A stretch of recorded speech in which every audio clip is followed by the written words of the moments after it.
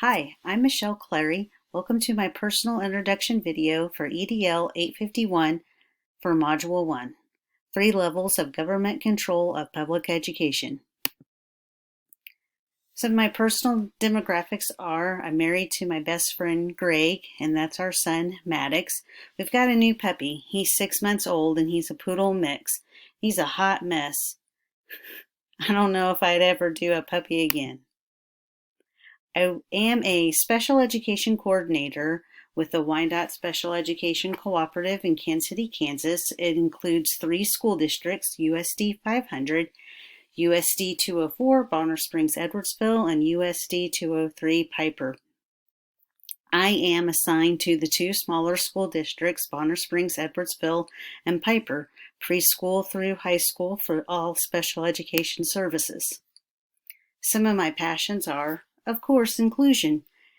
Special Olympics, that's a picture of my middle school basketball team from last year. We were pretty good. My favorite thing in the world is happening right now, March Madness. And that's when I become a supporter of all the schools in the Big 12. And I am a Royals fan and I am a Chiefs fan.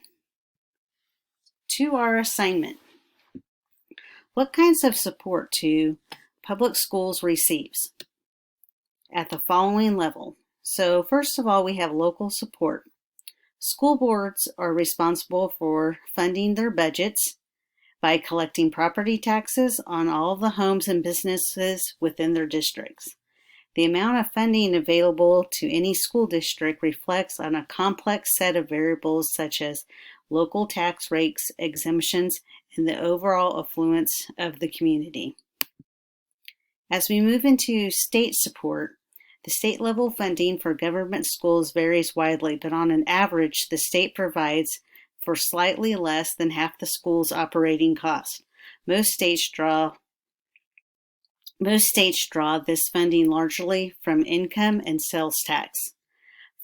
Funds from state lotteries replace taxpayer money rather than supplementing it, meaning that school budgets don't grow as the results of the lottery. Darn, a $184 million school budget would be pretty sweet. We can only dream. Federal support.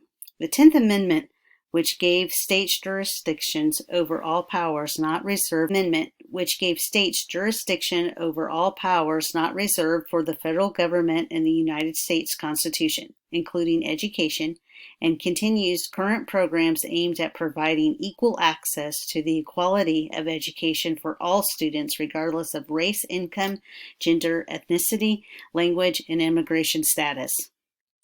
Another federal support is to ensure that no student is denied the right to equal education opportunities based solely on race, ethnicity, gender, disability, and other protected status.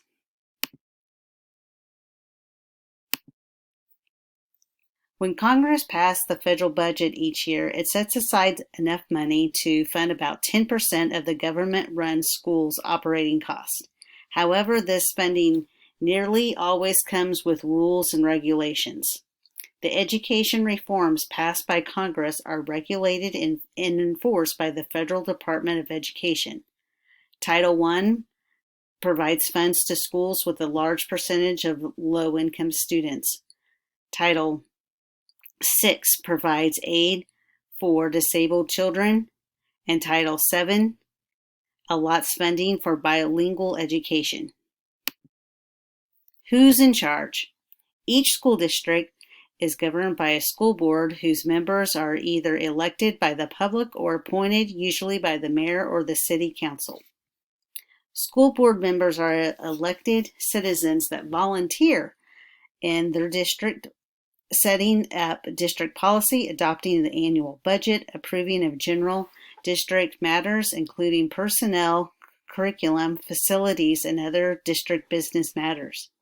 The board delegates to the superintendent, a paid position, all administrative duties. The board reserves ultimate decision in all matters concerning the personnel policy or expenditures for funds, and it will normally proceed in those areas after receiving the superintendent's recommendations. The federal or state government. Who's in charge? The Secretary of Education, appointed with a salary, and the Department of Education, paid positions, play leadership roles in the ongoing national dialogue over how to improve the results of our education system for all students. The U.S. Department of Education collects the data on government-run schools, evaluates their performance, suggests policy changes, and measures outcomes.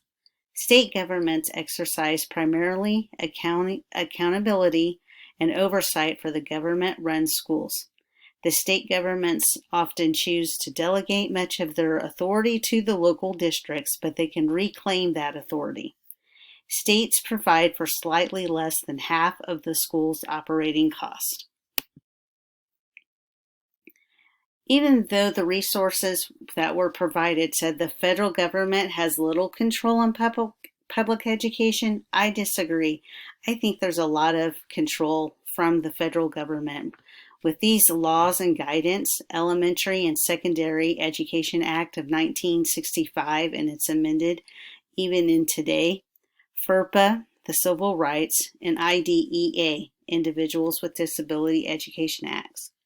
The types of laws and discrimination that the U.S. Equal Employment Opportunity Commission is responsible for enforcing are federal laws, prohibit workplace discrimination, and are enforced by the EEOC. Regulations implemented by federal workplace discrimination laws and the EEOC sub-regulatory guidance express official agency policy and explains how the laws and regulations apply to specific workplace situations, just to name a few. Which of the three levels of government have the most influence over NS number 6 components? The local level influences component 6.1. The state level influences component 6.2. The federal level influences component 6.3. There are key words in each of the components that describe the definitions of the local, state, and federal levels that we have read about in our resources. How does all of this support the education success and well-being of each student and adult? First of all, parents are primarily responsible for the nurture and the education of their children. The government's there to help parents fulfill this role, and the parents will have the freedom to pursue educational options that fit the individual needs and diverse capabilities of their children.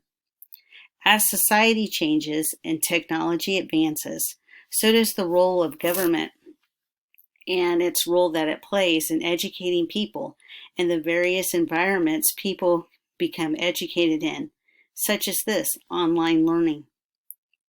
Education is seen as one of the primary tools for fighting poverty. Education will continue to play a major role in promoting individual opportunity, social mobility, national prosperity, and progress in areas such as health and democratic citizenship.